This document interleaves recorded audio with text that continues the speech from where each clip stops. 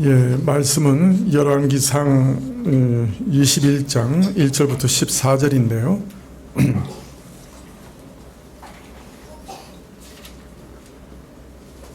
1절부터 4절까지만 봉독하겠습니다. 원래 본문은 14절까지인데요. 21장 1절부터 4절까지만 봉독하시죠. 구약 554쪽인데요. 그 후에 이 일이 있으니라. 이스라엘 사람 나봇이 이스라엘에 포도원이 있어 사마리아 왕 아합의 궁에서 가깝더니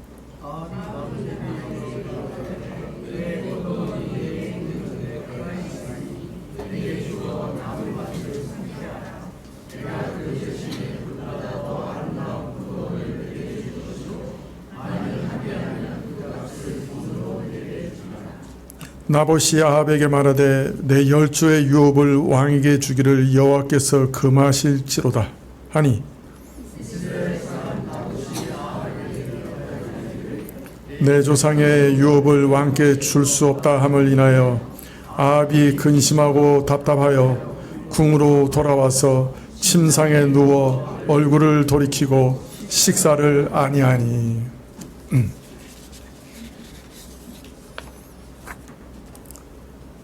지난 시간에 하나님께서 자기 백성 이스라엘을 보존하고 지키시기 위해 또 하나님의 이름을 회방하는 오직 산의 신일 뿐이라고 회방하는 이방 나라 아람 앞에 그 영광을 나타내시기 위해 아합에게 2번이나 큰 승리, 기적적인 승리를 얻게 하신 일에 대해서 말씀을 드렸죠.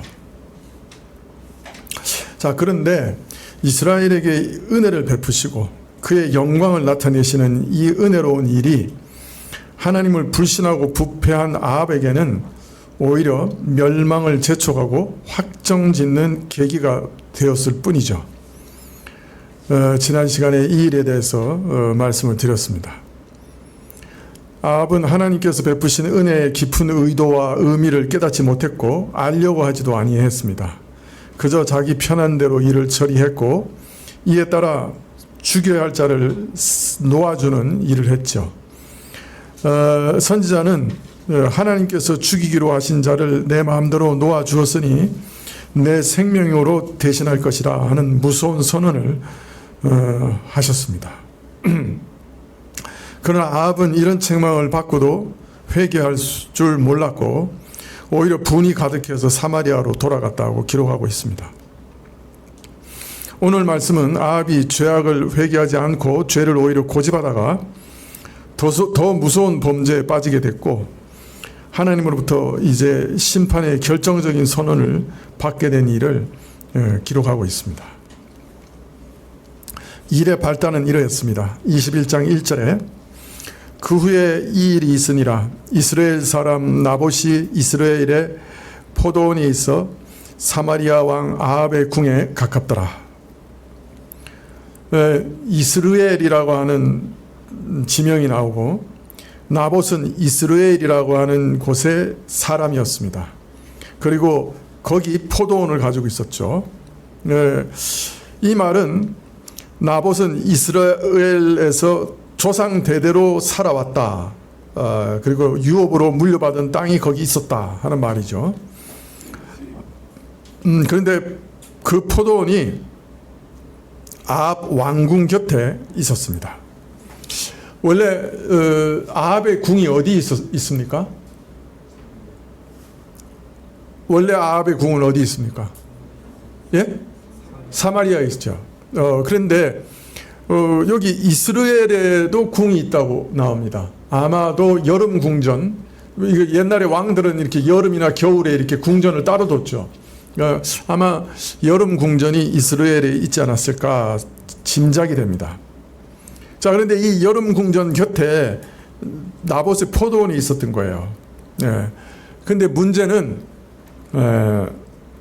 나봇이 이 포도원을 탐내게 됐다 하는 것입니다. 2절에 아합이 나봇에게 일러가로되 내 포도원이 내 궁 곁에 가까이 있으니 내게 주어 나물밭을 삼게 하라. 내가 그 대신에 그보다 더 아름다운 포도원을 내게 줄 것이요 만일 합의하면 그 값을 돈으로 내게 주리라. 아합이 나봇에게 이르기를 내가 그 포도원을 채전으로 채소밭으로 사용하려고 하니까 나한테 팔아라.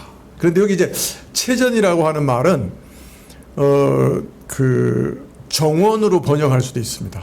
그러니까 채소밭일 수도 있고 정원으로 번역할 수도 있죠. 채소밭보다는 왕궁 곁에 정원으로 삼으려고 했을 수도 있을 것 같아요. 하여튼 채소밭이나 정원으로 만들려고 이 포도원을 이제 가지기를 원했어요. 그런데 이제 포도원을 보통 일반 왕들은 어떻게 해요? 자기가 밭을 가지고 있으면 그냥 뺏으면 되죠. 근데 이 아합이 아주 점잖게 나와요. 뭐라 그럽니까? 더 좋은 포도원으로 교환해 주겠다. 그리고 만일 교환하는 것을 원치 않으면 내가 돈 주고 사겠다. 어떻습니까?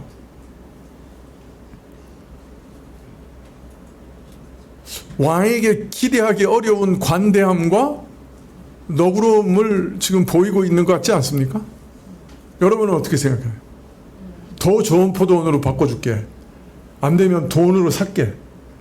이거 매우 관대한 조건 아닙니까? 여러분은 어떻게 하겠어요? 왕이 더 좋은 걸로 바꿔줄게. 좀 멀더라도. 아니면 돈으로 내가 살게. 거절하시겠어요?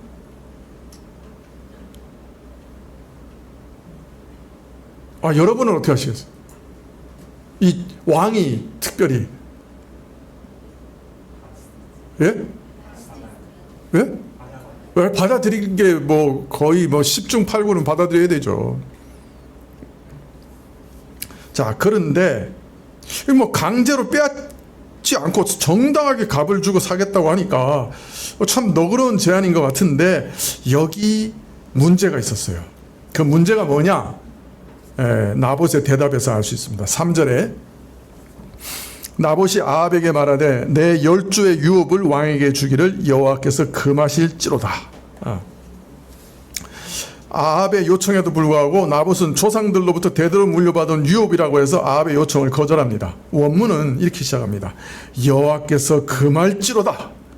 이 문장이 탁 먼저 나옵니다. 여호와께서 금할지로다.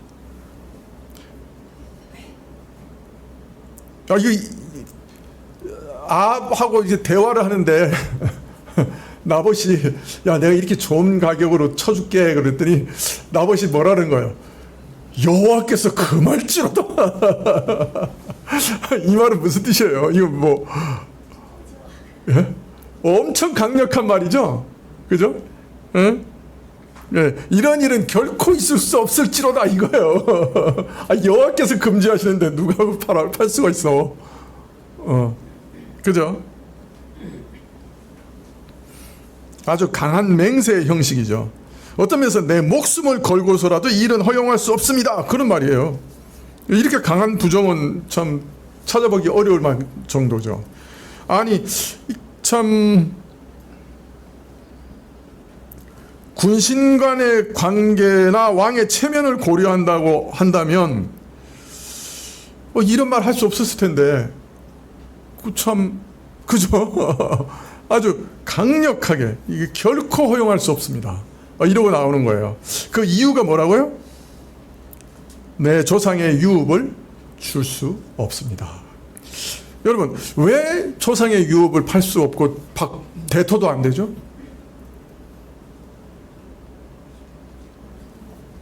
하나님께서 가나안 땅을 각 지파 그리고 각 가정에 분배해 주셨죠.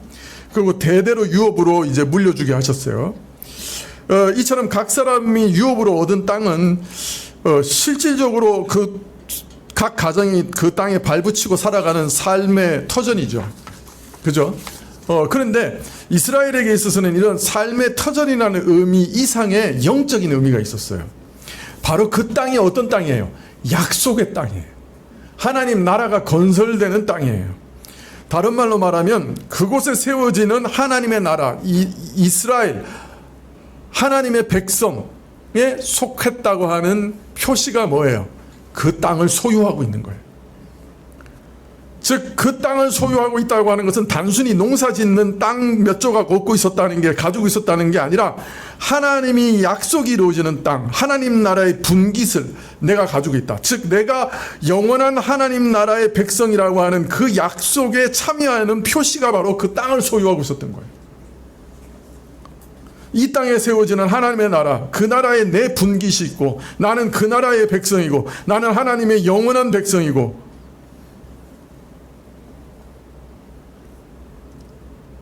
그 약속에 참여한 자다라는 뜻이었어요. 자, 그러니까 이러한 약속을 상징하는 땅을 팔 수 있어요, 없어요? 팔 수 없어요. 그래서 하나님께서는 땅을 영구히 매매하지 못하도록 하셨어요. 예외적으로 가뭄이나 아주 지독한 무슨 가난 때문에 토지를 팔지라도 먼저는 가까운 친족이 대신 그 땅을 물어줘야 돼요. 다시 사서 줘야 돼요. 친족이 사서라도 줘야 돼요. 안 되면 50년마다 돌아오는 희년에는 반드시 그 원 주인에게 돌아가게 돼 있었어요. 그러니까 그 땅을 원래는 못 파는 거예요. 팔아도 다시 돌아가, 50년 후에는. 그래서 팔 때도 50년 남은 기한을 보고 파는 거예요. 50년이 길면 더 비싸게 받고, 내년이 희년이다 그러면 한 번 농사 지어서 받는 것만큼 받고, 이렇게 하는 거예요. 땅을 팔 수가 없는 거예요. 자, 이런 이유로 나봇에게 있어서 자신의 포도원을 거래한다는 것은 경제적 논리나 수익 모델을 뛰어넘어 영혼의 문제였던 것이에요. 그래서 나봇의 말을 좀 풀어서 보면 이런 말이에요. 저의 포도원은 단지 제가 이 땅에서 먹고 사는 도구가 아닙니다. 저희 조상이 물려준 땅을 누구에든지 파는 것은 여호와의 언약을 저버리는 신성모독적인 행위요, 믿음을 배신하는 행위인 것입니다. 저는 개인적인 선호도를 떠나 이 거래는 절대 할 수 없습니다 라고 선언한 것이었죠. 나는 하나님의 언약을 배신할 수도 없고 믿음을 배신할 수도 없습니다, 이 말을 한 거예요. 이처럼 나봇이 아합의 제안에 응하지 않는 것은 신앙적 이유 때문이었어요. 나봇이 아합의 부탁을 거절한 것은 그가 이런 내용들을 깊이 이해하고 또 귀중히 여겼기 때문이라고 할 수 있습니다. 이러한 중대한 의미를 갖는 유업을 합당한 이유 없이 그저 왕이 자기 체전으로 또는 정원으로 사용하기 위해 요구한다고 해서 포기할 수 없었던 것이죠. 때문에 왕의 명령을 거슬러 목숨을 위태롭게 하면서도 포기하지 않았던 거예요. 만약 이해타산만 따졌다고 하면 아합의 제안을 얼마든지 받아들일 수 있었을 겁니다. 그러나 이해관계에 민감한 실용주의자가 나봇은 아니었어. 오히려 하나님 나라의 약속을 존중히 여기며 하나님의 나라의 유업을 결코 포기할 수 없었던 한 믿음의 사람이었습니다. 신약 언어로 말하면 나는 천국에 대한 소망을 절대로 포기할 수 없습니다. 목에 칼이 들어온다고 할지라도 예수 그리스도를 부인할 수는 없습니다 라는 고백이었던 것이죠. 하나님께서 남기셨다고 하던 7천인 중에 한 사람이 이렇게 함으로써 자기 정체를 드러냈습니다. 자, 그는 앞으로 어떻게 될까요?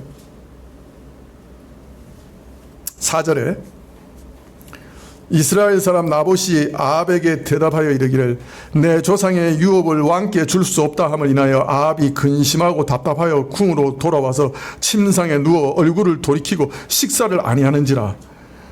야, 여러분 읽어보니까 어때요? 아합은 어떤 사람이요? 여러분 자녀들하고 똑같죠? 뭐 안 해준다고 밥 안 먹고. 여러분 자녀들 중에도 이런 거 겪어본 적 없어요? 침대에 누워가지고 여러분 자녀들 다 착하시군요. 이런 경험이 없으신 거 보니까. 이거 아주 유아적인 궁으로 돌아와서 하는 말을 보면 아합이 나봇을 직접 찾아간 게 분명해요. 그 나봇이 포도원이 진짜 갖고 싶은 것 같아요. 그래서 직접 찾아간 거예요. 그런데 단칼에 거절당했어요. 얼마나 얼굴이 뜨끈뜨끈했겠어요. 분노하고 좌절하고. 나봇의 말을 곱씹으면서 집에 돌아가서 침상에 누워서 식음을 전폐하고 있어요. 자신의 분노를 그냥 몸으로 다 표현하고 있는 거예요. 아주 어린애처럼 그냥 원하는 것을 얻지 못했다고 지금 발광을 하고 있는 거죠. 참 유치해도 이런 유치함이 없죠. 소화적 심리 상태의 무사운 집착과 탐심을 적나라하게 보여주는 모습이라고 할 수 있죠. 여러분 이거 보니까 되게 유치하죠. 근데 이게 누구 모습입니까? 예? 누구 모습이에요? 아이, 내 모습이지. 여러분은 이런 거 없어요? 너무너무 가지고 싶은 거. 이건 정말 가지고 싶은 거.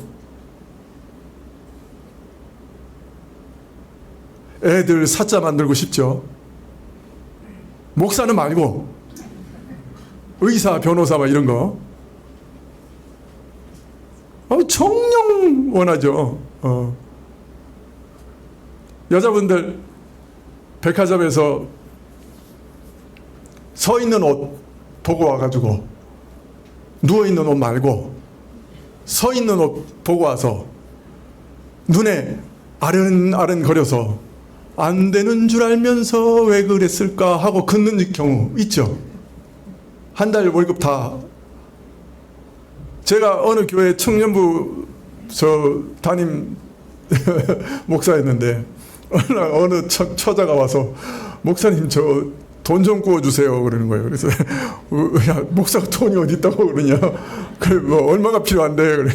2천만 원이요 그러는 거예요. 지금 한 20년 전이니까 30년도 됐어. 30년 전이니까 2천만 원이면 어마어마한 돈이에요. 지금 한 2억 되는 거지. 그래서 야 깜짝 놀래가지고 왜 2천만 원이 필요한데 알고 보니까 백화점에서 서 있는 옷 몇 번 그었더라고. 몇 번 안 그었어. 진짜로. 그리고 몇 번은 친구 사줬더라고. 근데 2천만 원이야. 그 당시도 이게 그 백화점에 서 있는 옷은 비싼 거는 100만 원, 200만 원, 300만 원 했어요. 30년 전에도. 지금도 100만 원, 200만 원 하는데 그러면 별로 안 오르는 거네. 요새 한 1,000만 원 하나? 내가 안 가본 지가 오래돼가지고. 한 10몇 년 전에 백화점에 가서 조카 옷을 하나 사주려고 이렇게 봤더니 3만 원이야 그때. 이 정도면 살 수 있지 그랬더니 아내가 나의 등을 탁 치면서 제대로 좀 봐 그래서 봤더니 30만 원. 그 당시에도.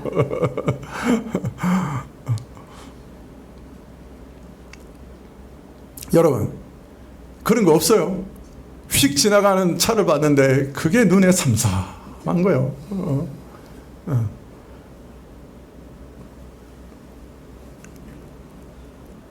젊은 총각들 어디서 휙 지나가는 아가씨를 봤는데 아유 그냥 마음이 그냥 다 쏠리는 거예요. 그걸 뭐라 그래? 상사병이라 그래. 진짜 알아 누워.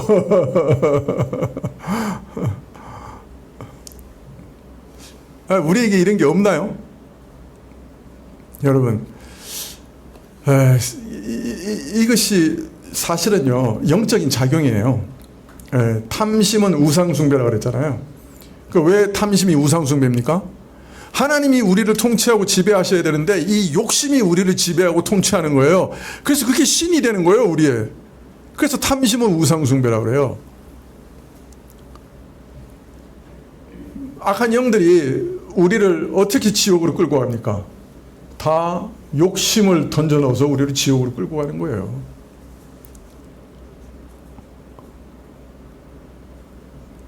아합이 눈앞에 있는 그 포도원을 자기 멋있는 공원으로 만들면 얼마나 좋을까 하는 생각 하나가 딱 박혔을 때 지금 자기 운명과 영혼을 걸고 있다니까.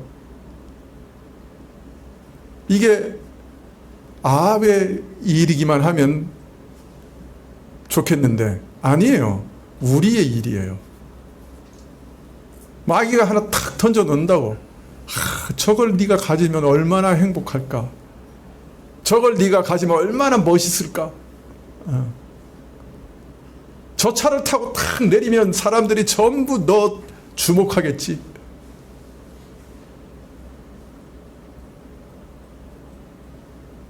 내가 아는 청년 하나는 월세 500, 지하 단칸방에 사는데 몇 억짜리 차를 샀어.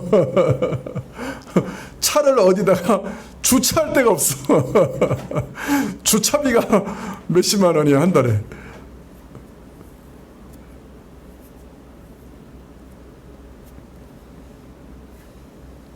왜 그런 일을 해요?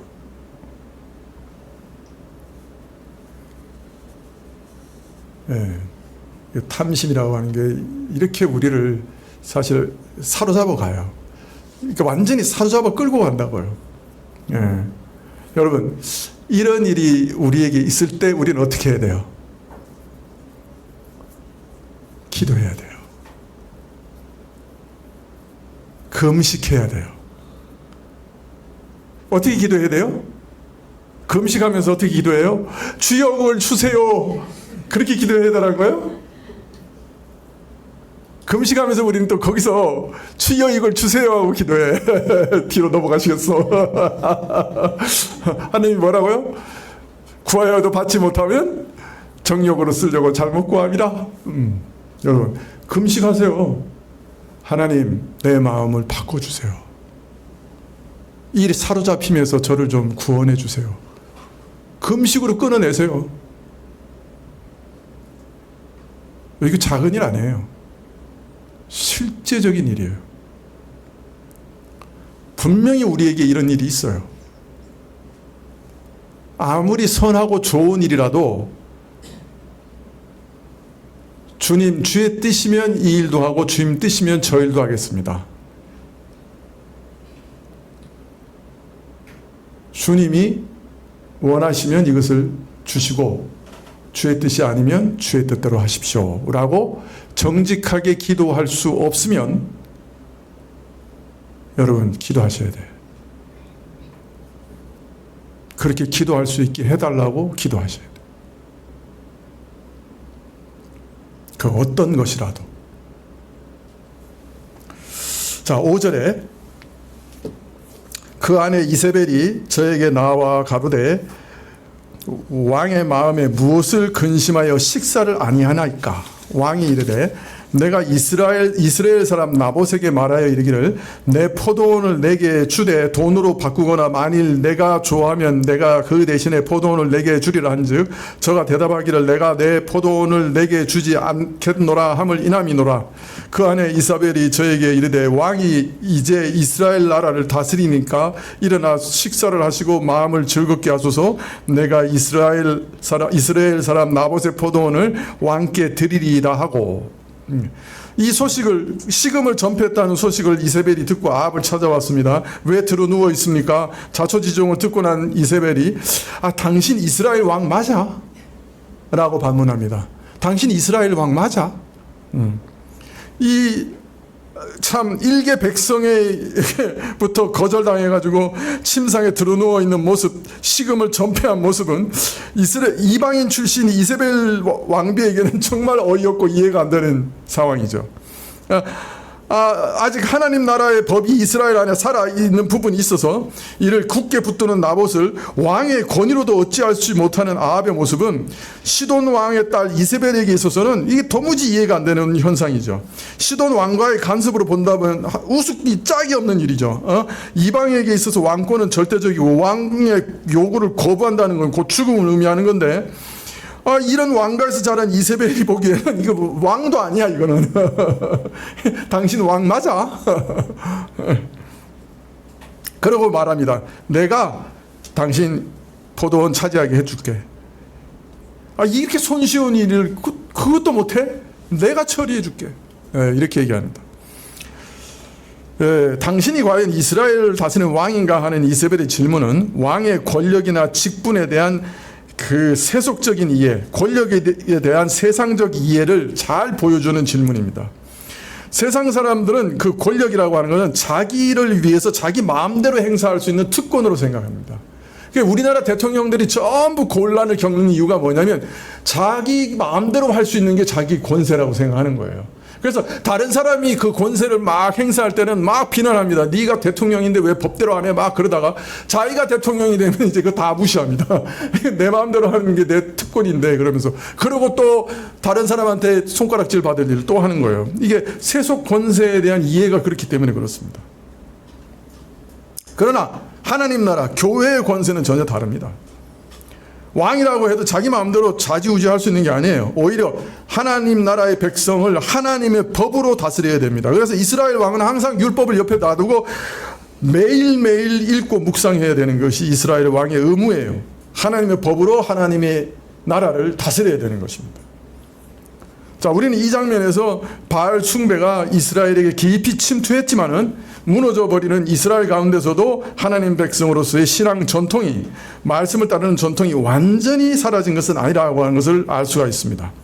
비록 이세벨의 신앙 말살 정책에 의해서 이스라엘의 믿음이 거의 무너지고 바알을 쫓는 것 같은 그런 때라도 참으로 하나님께서 말씀하신 대로 바알에게 무릎 꿇지 않는 7천인이 남겨져 있었고, 나봇과 같이 여전히 하나님께서 허락하신 유업, 하나님 나라 분깃을 귀중하게 여겨서 목숨같이 지키려고 하는 이들도 적지 않아 있었던 것이죠.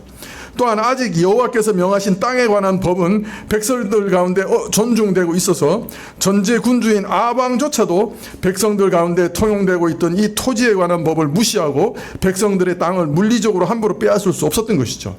그래서 하나님의 법이 보장한 이 유업의 권을 포기하지 않고 왕의 요구를 거절한 나봇을 아방도 어찌할 수 없었던 거예요. 아방의 요구를 당돌하게 거절한 나봇을 처벌하지 못한 것도 이런 분위기와 전통 때문이었던 것이죠. 이세벨이 나봇을 제거하기 위해 결국 계략을 사용할 수밖에 없었던 것도 바로 이러한 법 정신이 아직 이스라엘 백성들 안에 생생하게 살아 있었다는 증거죠. 21장 8절에 아합의 이름으로 편지를 쓰고 그 인을 쳐서 그 성에게서 나봇과 함께 사는 장로와 기인들에게 보냈다, 이렇게 되어 있습니다. 이세벨은 계략을 꾸몄습니다.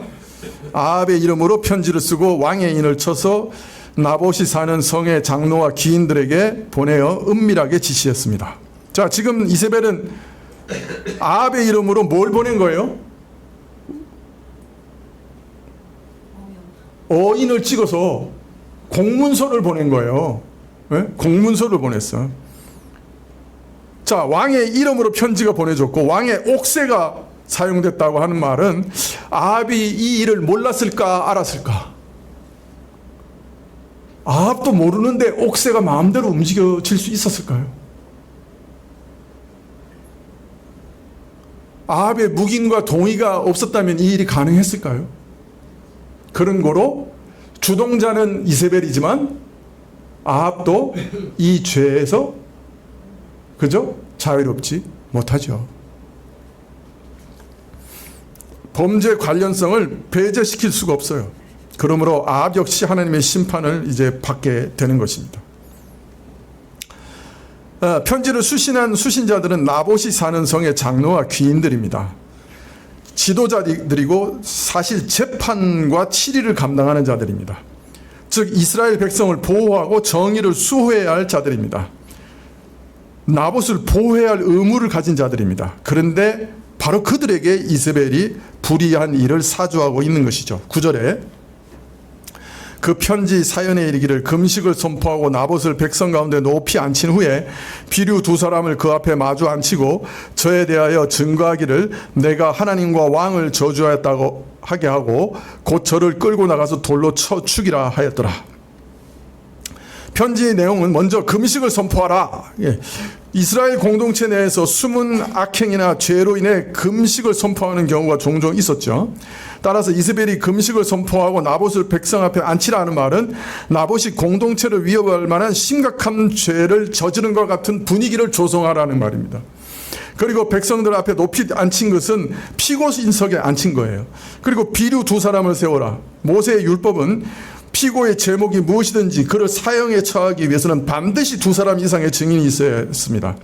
이 규정에 따라 나봇을 합법적으로 죽이기 위해 두 명의 증인을 세우라. 율법이 요구하는 구색을 다 갖추라고 하는 거죠. 불량배 두 사람을 세우라. 나봇에 대해서 거짓 증거하라. 비류, 양심이 없는 사람들, 권력에 따라 양심을 파는 자들을 내세워서 나봇에 대해서 거짓 증거하라. 거짓 증거의 내용은 나봇이 하나님과 왕을 저주하였다 하는 것이다.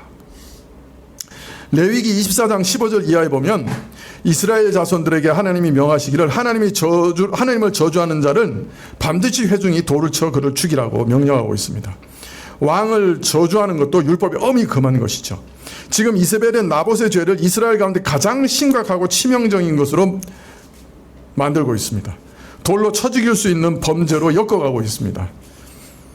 그리고 이러한 죄목을 뒤집어 씌워서 나봇을 돌로 쳐 죽이라. 네. 여러분, 이 편지의 내용을 읽을 때 여러분 좀 소름 돋는 것 느끼지 않습니까? 좀 소름 돋는 거 없어요? 일단 이세벨이 우리보다 율법을 더 잘 알아.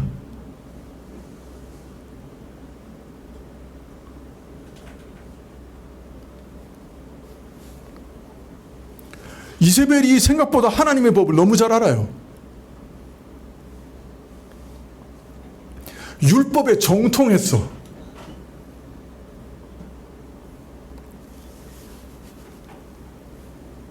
사형에 해당하는 범죄가 무엇인지를 꼭 집어서 얘기하고 있어요. 나봇을 완전히 깨끗하게 제거할 수 있는 죄목이 뭔지를 아주 확실하게 꼭 집어서 지적하고 있어요. 또 이스라엘 법정에서 합법성을 구성하고 보존하는 요건이 무엇인지 너무나 잘 알고 있어요. 법에 능통해.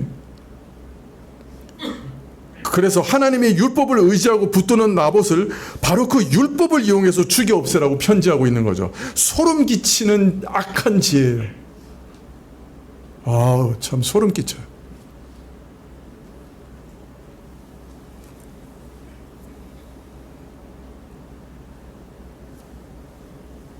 (11절에) 그 성사람 곧 그 성에 사는 장로와 기인들이 이세벨의 분부 곧 저가 자기들에게 보낸 편지 쓴 대로 하여, 여기 조금 강조점이 있어요. 그 성사람, 그 성에 사는 장로와 기인들.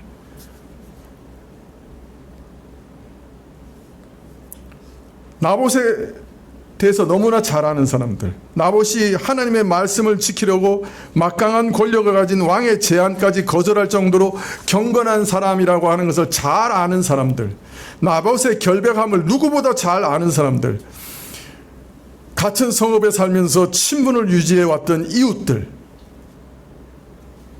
이 사람들에 의해서 처형당했다라고 말하고 있는 거예요. 12절에 금식을 선포하고 나봇을 백성 가운데 높이 앉히매 때 비류 두 사람이 들어와서 그 앞에 앉고 백성들 앞에서 나봇에게 대하여 증거를 지어 이르기를 나봇이 하나님과 왕을 저주하였다 하며 무리가 저를 성 밖으로 끌고 나가서 돌로 쳐 죽이고. 이 말씀은 얼마나 이 집행이 빠른 속도로 진행되었는지 일련의 사건 진행을 휙 하고 보여줍니다. 증인의 거짓 증언이 이루어지자마자 다른 증언을 들어보거나 혹은 피고의 변명의 기회조차 주지 않고 나봇을 처형하기 위해서 즉시로 끌고 나갑니다. 원고의 고소 이후에 반드시 피고의 변론 기회가 주어져야만 함에도 이런 과정은 생략되고 급히 형이 집행됩니다. 이들은 형식적인 면에서는 율법의 구색을 맞춰 합법적으로 재판을 진행한 것처럼 보이려 했지만은 사실은 나봇을 죽이기 위해 반드시 있어야 할 과정도 생략하고 졸속으로 재판을 진행하고 처형시킵니다. 그런데 또 나봇을 성 밖에서 처형합니다. 율법을 따라 부정함을 입지 않기 위해서. 이런 율법의 규정은 철저히 지키면서 정작 율법의 근본적인 정신, 공의와 신의, 사랑은 저버렸죠. 하나님 앞에서 부정하고 오히려 진짜 가증하게 되었습니다.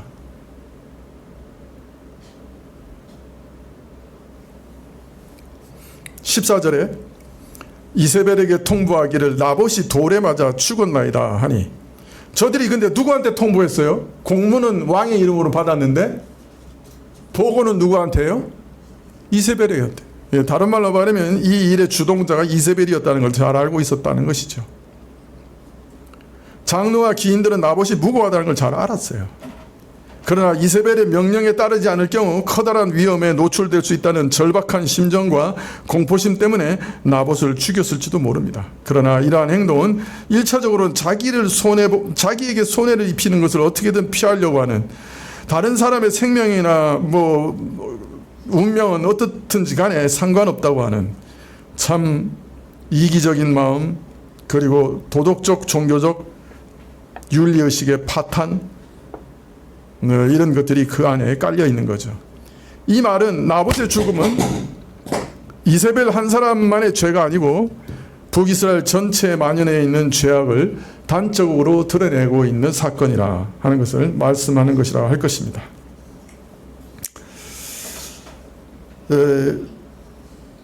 나봇의 죽음은 하나님의 법을 사랑하고 하나님이 그에게 허락하신 은혜의 유업을 소중히 여기고 하나님의 언약을 믿었던 것 때문에 일어난 죽음이었죠. 그래서 왕의 명령에 맞서 그 믿음을 지키다가 간교한 이세벨의 농간에 오히려 하나님의 법에 따라 하나님의 법을 범한 자로 몰려서 억울하게 죽었습니다. 근데 이런 일이 그 이후의 모든 교회 역사에 계속해서 일어난 일이에요. 신약 교회에서도 비일비재한 일이에요. 비일비재한.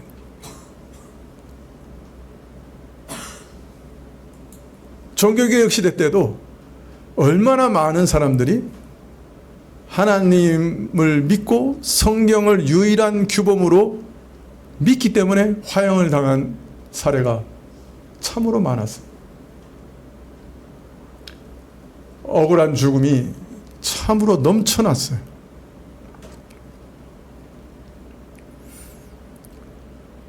성경과 하나님을 믿는 믿음 때문에 겔리선의 노예로 끌려가서 평생을 겔리선에서 노졌다가 죽은 목사의 수가 어마어마합니다. 신자들의 수가 어마어마해요. 프랑스는 1700년도에도 지중해에서 겔리선이 뭔지 알죠? 노 젓는 배거든요. 겔리선을 운영했어요. 그게 빨랐기 때문에 지중해에서 아주 빠른 속도로 움직이는 군함을 유지했는데 그 겔리선에 끌려간 신자들의 그 이름을 그 개신교 박물관에, 프랑스에 있는 개신교 박물관에 가면 쫙 기록되어 있는데 한 벽이 가득해요. 5,000명 이상이 끌려왔어요. 죽을 때까지 노를 졌어요.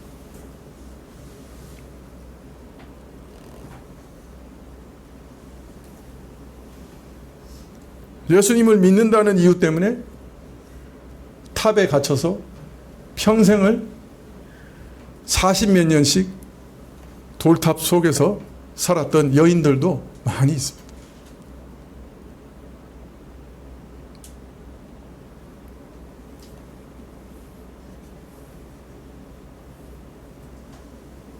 신약 시대에도 하나님의 이름으로 하나님의 법을 잘 아는 사람들이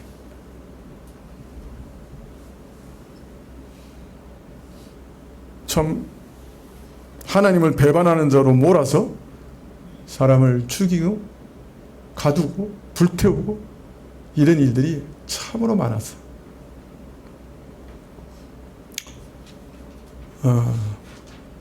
그래서 사실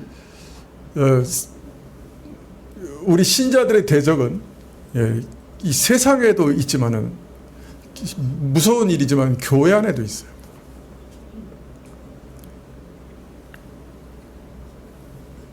그러나 애매히 고난을 받을 때 우리는 누굴 생각해야 돼요? 하늘에 계신 우리 하나님을 생각해야 돼요.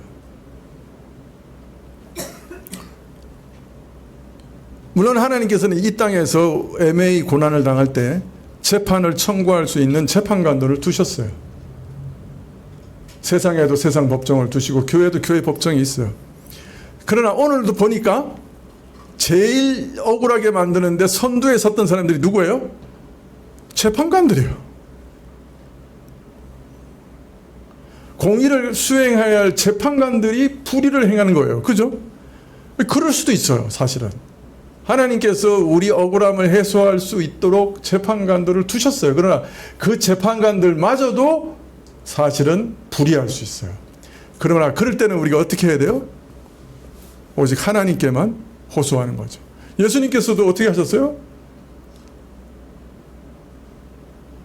비웃음을 당하시고 욕을 당하시고 억울함을 당하실 때 같이 욕하지 않으시고 어떻게 하셨어요?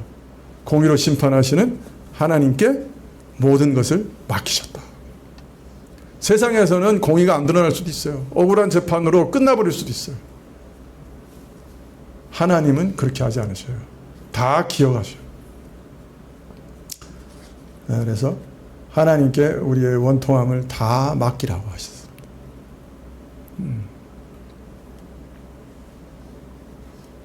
그러나 하나님을 경외한 나봇을, 그 목숨보다 사랑하는 하나님을 저주하는 자라고 모함해서 죽인 이세벨의 그 죄악은 참 하나님께서 결코 잊지 않으시겠죠.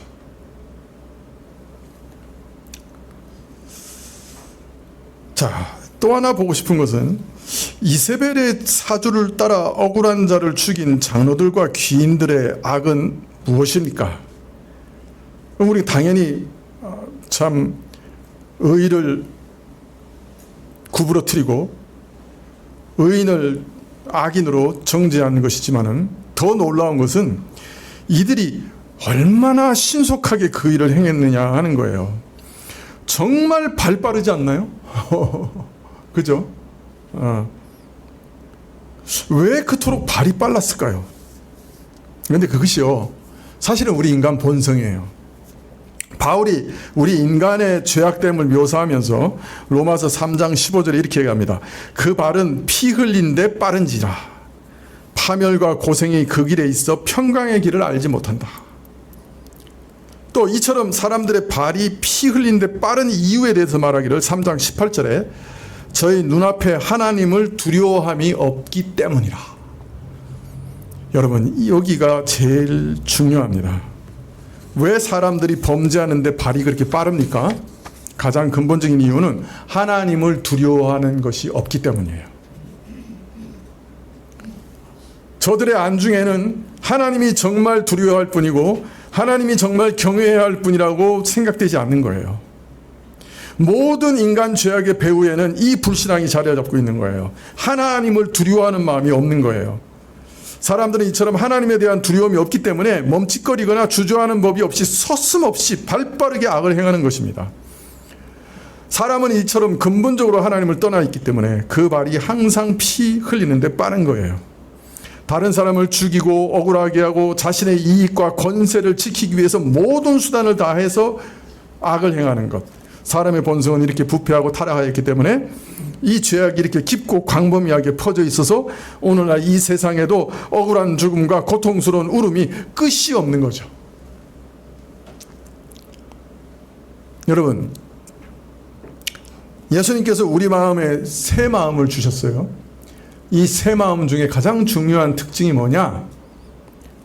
하나님을 참으로 두려워하는 마음입니다. 하나님 앞에서 조심하는 마음입니다.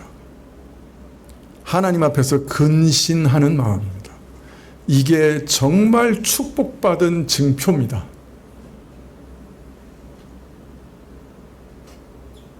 세상은 하나님을 두려워하는 마음이 없어요. 네, 참 신자 안에는 하나님을 지극히 사랑하면서도 하나님을 지극히 경외하고 두려워합니다.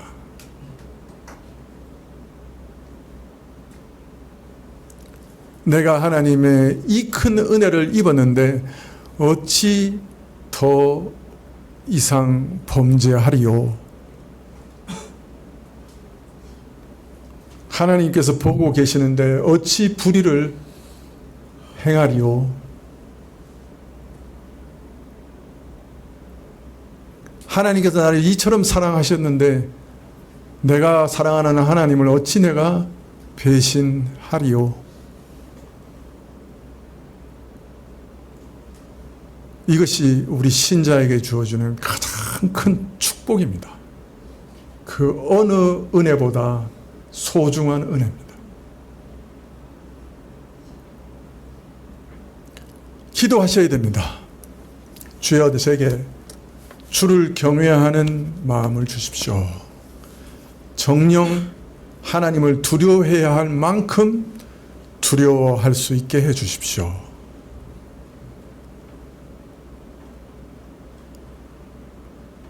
이것이 모세의 기도였어요. 그죠? 하나님을 두려워해야 할 만큼 두려워하게 해 주십시오. 우리에게도 이런 마음, 하나님을 진정 존중히 여기고 그 영광과 권능의 하나님 앞에 두려워 떠는 참된 신자의 마음을 주시기를. 사랑하면서 두려워할 수 있습니다. 정말 지극히 존경하고 사랑하는 선생님 앞에서는 또 우리는 지극히 두려워하기도 합니다. 그게 가능해요. 이런 두려움이, 그래서 하나님께 조심하는 것이 우리의 그래서 모든 선택과 기도에 있어서까지 두려워하며 조심하는 일이 우리에게 있게 하시기를 기도합니다. 기도하시겠습니다.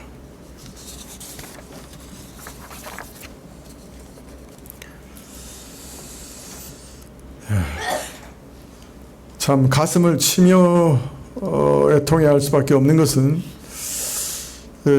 참 하나님을 두려워하는 마음이 없는 것입니다.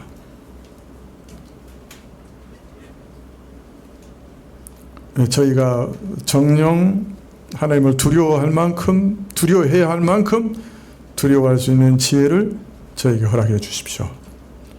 하나님의 영광을 저에게 보이사 그 영광 앞에서 참으로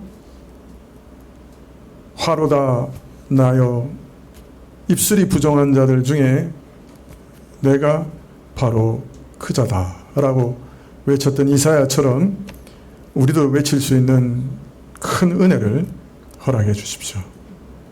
주의 영광을 보이시옵소서. 그리고 주를 두려워할 수 있도록 은혜 내려 주십시오. 예수님의 이름으로 기도합나이다. 아멘.